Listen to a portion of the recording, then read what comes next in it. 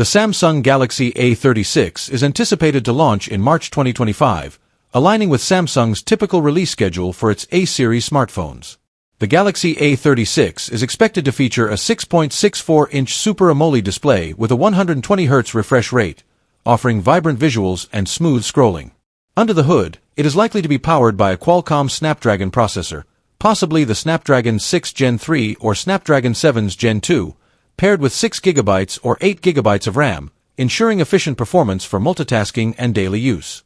In terms of photography, the Galaxy A36 is rumored to maintain a 50MP main camera, complemented by additional sensors for ultra-wide and macro shots, providing versatility for various photography needs. The device is expected to house a 5000 mAh battery with 25W fast charging support, ensuring ample battery life and quick recharge times. As for pricing, the Galaxy A36 is projected to be competitively priced within the mid-range segment, with estimates around €329 in Europe.